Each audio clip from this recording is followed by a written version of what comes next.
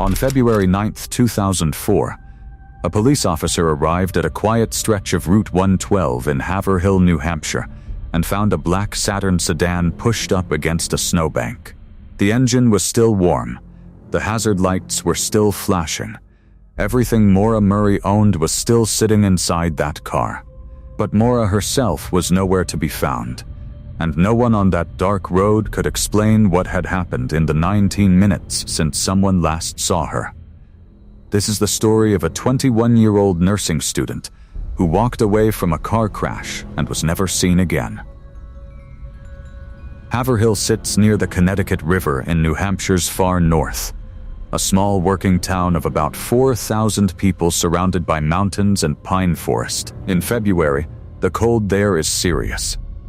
The roads ice over fast. Route 112, which the locals call Wild Amanusak Road, runs through the woods with sharp curves and almost no streetlights. On a winter night, you can drive that road for 20 minutes without seeing another car. Maura Murray had been here before, not on this exact road, but in these mountains. Her family had vacationed in the White Mountains when she was growing up in Hanson, Massachusetts, 2.5 hours south. She was 21 years old, a junior nursing student at the University of Massachusetts Amherst, and she was somebody people remembered. Her track coaches remembered her. Her professors remembered her.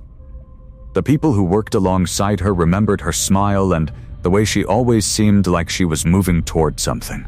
Whatever she was running toward or running from on the night of February 9, 2004, this was not a random place to her. She had chosen to come here. That detail has never left the people who knew her. Maura was the fourth of 5 kids raised by her father Fred, a construction foreman from Hanson who was the kind of dad who showed up. Her older sister Julie was her closest confidant, the person she called when things got hard. Growing up, Maura was a serious athlete. She ran track and cross country and was genuinely good at it. The kind of runner who trained even when she didn't have to. She was also a strong student, good enough to get into West Point, the United States Military Academy in New York, which accepts less than 12% of people who apply. She studied chemical engineering there for about 2 years, but the military life eventually didn't feel right for her, and she transferred to UMass Amherst to study nursing instead. At UMass, she worked a part-time job as a security guard at the campus art gallery, weekend shifts. Not much happening, just signing people in and out and drinking whatever coffee the vending machine offered. She had a boyfriend named Bill Rausch, an Army lieutenant who was stationed in Fort Sill, Oklahoma. They had met at West Point, and even though they were far apart, they stayed close. Her dorm room felt like a place someone was still figuring out. Running shoes always by the door, a trail poster on the wall, textbooks stacked next to personal things she hadn't sorted through in months. In the weeks before she disappeared, something between her and Bill had started to feel strained. There were emails back and forth that suggested things weren't quite right between them. And 4 days before she vanished, Maura had gotten a phone call at work from her sister that left her so upset that her supervisor had to walk her back to her room. Nobody knew what that phone call was really about. Nobody thought to ask, because nobody imagined what was coming next. The morning of February 9th started like a normal Monday. Maura sat down at a campus computer and spent some time looking up places to stay in the White Mountains, a condo near Bartlett that her family had rented before, a hotel booking line in Stowe, Vermont. She looked up driving directions to Burlington. She didn't actually book anything at any of these places, which is one of the details about that day that still doesn't quite add up. At 1:24 in the afternoon, she sent an email to her professors telling them there had been a death in the family and that she'd be out for the rest of the week. There had been no death.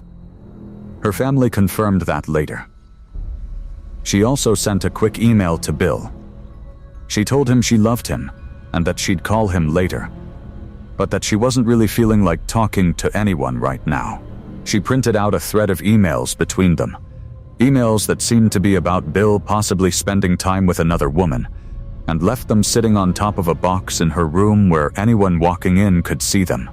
Around 3 in the afternoon, she folded up a sweater she'd borrowed from a friend and left it outside the friend's door without knocking, since the friend was asleep. Then she went to the ATM and took out $280, which left about $20 in her account. Security cameras caught the whole thing. Maura in a white jacket, hair up in a bun, expression unreadable. After that, she stopped at a liquor store and bought vodka, Kala, Bailey's, and a box of Franzia wine. She packed a bag with clothes, her toiletries, and her birth control. And then she got in her black Saturn and started driving north, alone, toward a part of New Hampshire she had loved her whole life. Nobody knows exactly what was going through her mind during that drive. About 2.5 hours after she left Amherst, at 7:27 in the evening, a woman named Faith Westman heard a loud crash outside her house on Route 112 and looked out to see a black car pushed up against the snowbank at the curve right in front of her home. She called 911. A few minutes later, a school bus driver named Butch Atwood happened to be passing by. He pulled over and walked up to the car, where he found a young woman sitting in the driver's seat. She was shaken and looked upset, but she was talking and seemed aware of what was going on. He asked if she needed help. She told him she had already called for roadside assistance. He offered her his phone anyway. She said no thanks.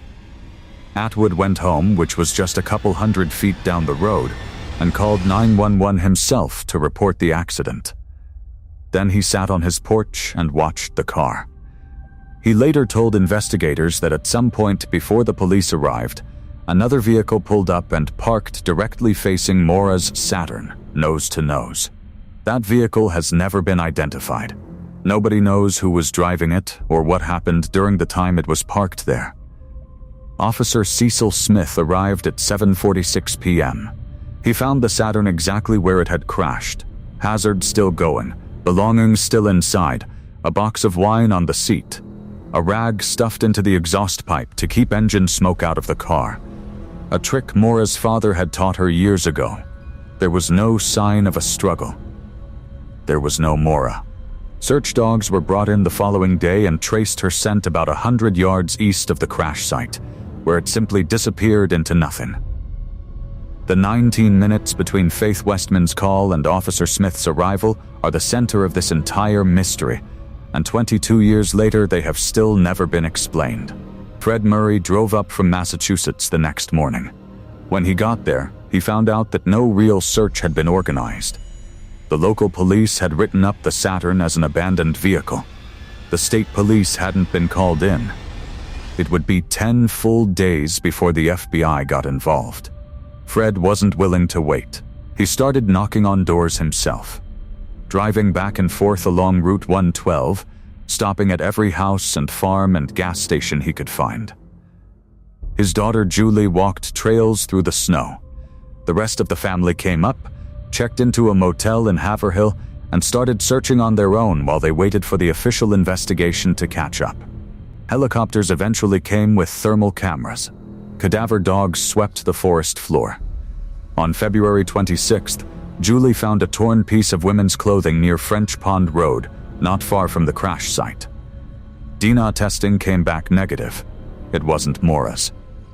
On March 2nd, the family checked out of the motel, worn down and running out of leads. But Fred drove back up the following weekend, and the weekend after that, and the one after that. The story made national news for a while. CNN covered it. Maura's father and Bill sat for a television interview 8 days after she disappeared. Bill mentioned something that stayed with everyone who heard it, that when he landed in New Hampshire, he had a voicemail on his phone that he believed was from Maura. Just heavy breathing and then what sounded like crying and a small whimper at the end. The call was traced back to a prepaid Red Cross calling card and was never confirmed to be hers. By summer, the cameras had mostly moved on. The case was formally added to the New Hampshire Cold Case Unit in 2009, 5 years after Maura walked away from that car. In 2022, 18 years after Maura disappeared, the New Hampshire Attorney General's office launched a new search near the crash site using ground-penetrating radar and cadaver dogs. They covered areas that had never been formally searched before. They found nothing that brought the family any closer to answers. In February 2024, on the 20th anniversary of her disappearance, the FBI released an age progression photo showing what Maura might look like at 41 years old. That same week, about 100 people gathered on the shoulder of Route 112 for a candlelight vigil. Fred was there. He stood with the crowd for a while, and then at one point he turned away from everyone and faced the tree line, those same dark pines that have held their silence for 20 years. He spoke out loud to his daughter. "Hang in there with us," he said. Some people in the crowd started crying. Some of them had never even met Maura. They were just there because this case had never let them go. Julie now runs a Facebook group called Maura Murray Missing, which has more than 27,000 members. She also runs a TikTok account with over 265,000 followers. And she started a podcast to keep the story alive. "The only way we're going to get tips and leads is if we continue to keep Maura in the public consciousness," she told a reporter in 2024. She can't speak for herself. "So I feel I have to speak for her." Maura's mother, Lori, has since passed away. So has one of her sisters. The family is smaller than it was on that February morning 22 years ago when Fred first got the call that something was wrong. And there is still no answer. Nobody knows whether Maura walked into those woods on her own, trying to escape something she couldn't put into words, or whether someone on that dark road made a decision that night that took her away from her family forever. What we do know is that a 21-year-old woman was alive and talking at 7:27 p.m. And by 7:46 p.m., she was gone. And all the searching in the world hasn't changed that. If you've ever been in a moment where everything felt like too much and you just needed to get in your car and drive somewhere familiar, you understand something about what Maura might have been feeling that day.